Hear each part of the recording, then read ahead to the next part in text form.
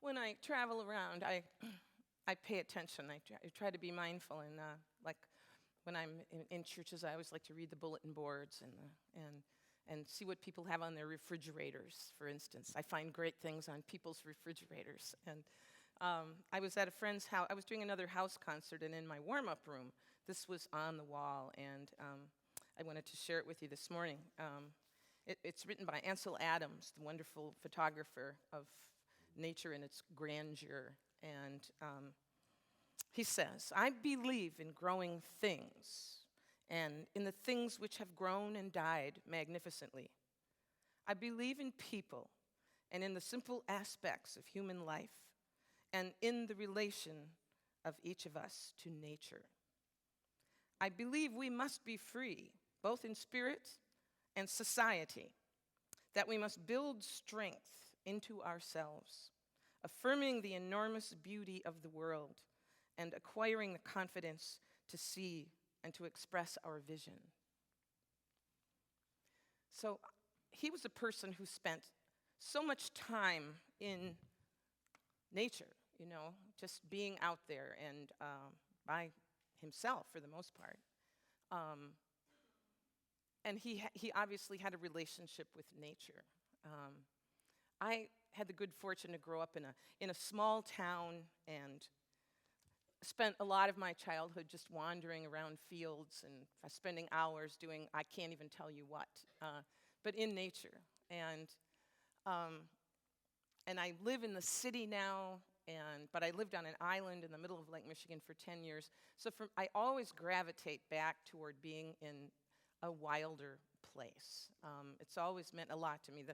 Even as a child, the Sundays that I didn't make it to church, it didn't matter. I would sit on my porch and sing and pray to the trees for the hour I would have been in church, and that was just fine with me. And I'm reading a book right now called The Spell of the Sensuous by David Abram, and I'm just in the very beginning, but he talks about the premise of his book is the fact that what makes us human is being in connection with nature. Like he says in connection, and he uses the word in conviviality with nature, is that what makes us human is our relationship to non-human things. And we live lives now that are so based on either just interacting with each other or with the things we've made, the technology, and that it can be a dangerous thing because we fall out of that relationship. We become isolated. And so a weekend like this weekend that so many of your congregants are getting to go to I see as a very healing thing. And always has been for me. There's a place in northern Michigan, the Upper Peninsula. How many of you have ever been to the Upper Peninsula of Michigan? Fair number. And it's like a world unto itself, even though it's part of Michigan. It's absolutely bleak and beautiful. And I've always been attracted to this beautiful bleakness up there. And when you go up there, it's like artifice falls away, and you just have to be with yourself in the moment. No distractions. And that's the point I'm talking about, where you sort of come back into yourself through this kind of communion with what's around you that isn't of you in the physical form, but is totally of you in the spiritual way. And so I wanted to play a song that was inspired by the Upper Peninsula. I've done so many trips across there in all kinds of weather. It can be really scary in a blizzard, and sometimes just absolutely jewel-like and gorgeous. And so I was on this drive, and images just kind of began pouring in. And I just kind of took notes. I pulled over and took some notes to get the beginnings of this song. So it's my homage to not only the Upper Peninsula, but wilderness, which, and not only how it exists in relation to how we can, use it, but just that it exists, and in hopes that it continues to exist and doesn't get too civilized like us. This is called Out Here. There's a quote from Wendell Berry that I just love. He says, "It is perhaps when we no longer know which way to go that our real journey has begun, The mind that is not baffled is not employed. The impeded stream is the one that sings.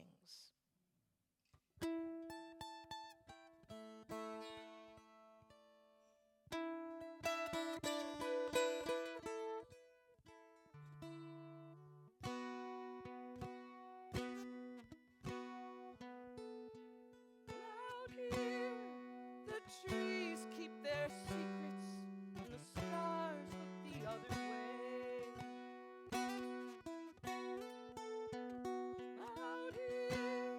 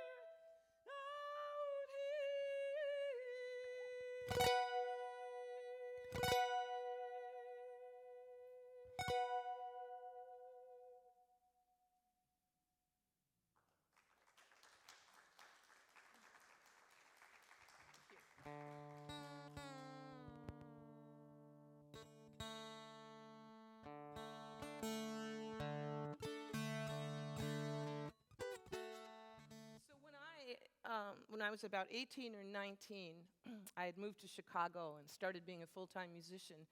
And I met some people who were doing a fundraiser to take some kids up on a canoe trip in this area I had never heard of before, called the Quetico Wilderness Area. It's just over the Minnesota border into Ontario. And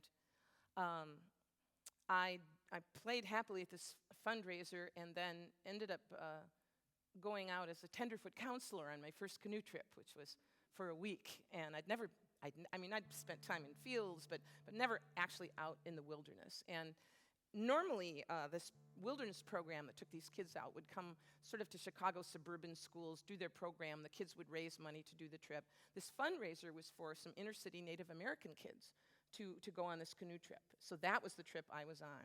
So I don't think the kids ever even got to see the video on what it was going to be like up at Quetico. So we all got up there, and they're doing the orientation, and these kids, I think, thought they were going to a resort. They're kind of looking around going, where's the pool? Where are the tennis courts? And you want us to carry what that weighs what on our backs and paddle what? And so we went on, we started out on this trip in a very hostile environment, shall we say. I thought, well, I'm never going back here again. I mean, it was just almost toxic. It was so hostile at first, and we just did the best you can. You're out there for a week, and you're out there no matter what the weather. If it rains, you can't go out of the rain. You're just in the rain. You just kind of have to be there. Sure enough, you don't call them days of the week on a canoe trip because you would lose track. You just kind of number. I think it was day 4. It took about 3 solid days for something to shift. And I'm paddling along on day 4, and all of a sudden, you could see the bodies of these kids just go, in the canoes, just kind of go, sproing, like this. And you could see that suddenly they had arrived. They had arrived, and for the rest of the trip, were just in a complete state of wonder. And the day, we were paddling back in, and they would always play bagpipe music for the kids coming in from the canoe trips.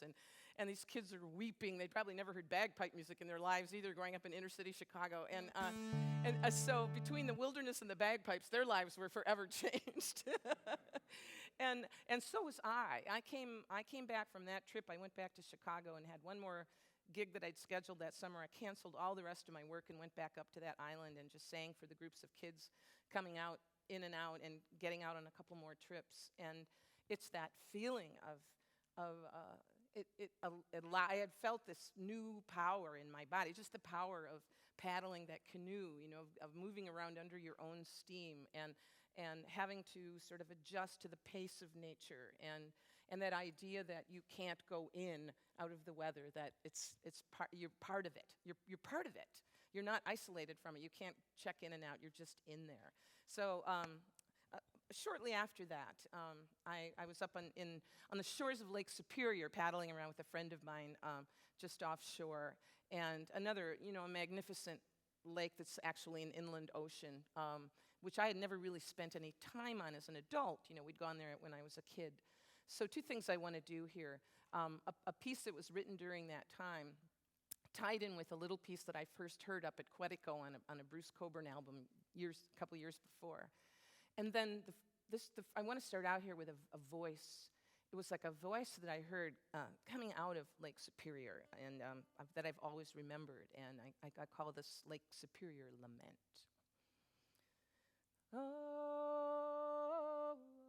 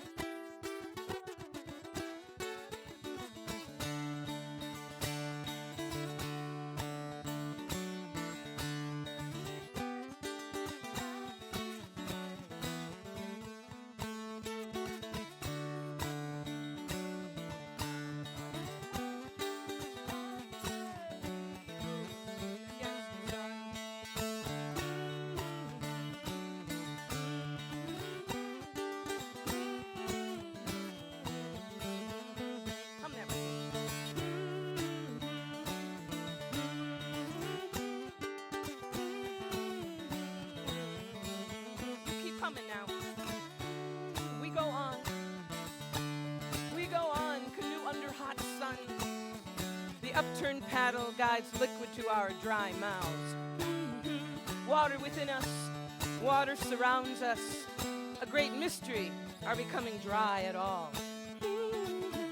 Replenish, replenish, all must be replenished. The water within and without, all that fills us, all that surrounds us. The great whistling pines, the tenacious beaver, the ancient loon. The rush of the young eagle's wings as it dips low over our canoe.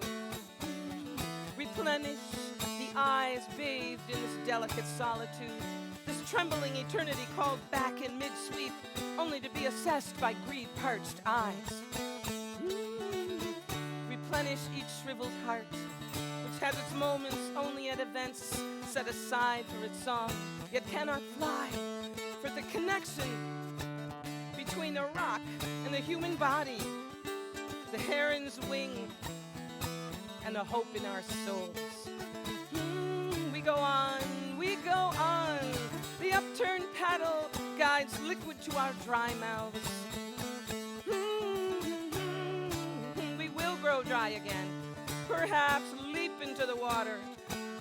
Small, symbolic celebration of a great and endless task, which gracefully undertaken might allow us all to go on and on and on. Every day flashes like a spray of blue jays. A golden crown upon each one, like an eagle seen against the sun.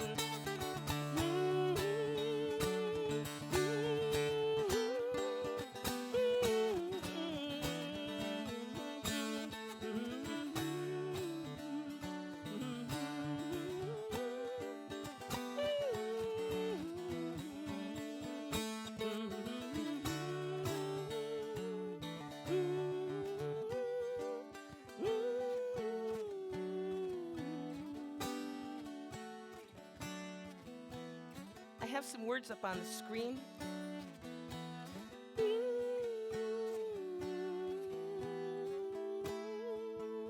A Sufi prayer.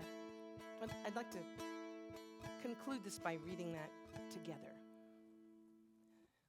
Look to this day, for it is life, the very life of life. In its brief course lie all the verities and realities of your existence, the bliss of growth, the glory of action, the splendor of beauty. For yesterday is but a dream, and tomorrow is only a vision. But today, well lived, makes every yesterday a dream of happiness, and every tomorrow a vision of hope. Look well, therefore, to this day. Such is the salutation of the dawn. Blessings.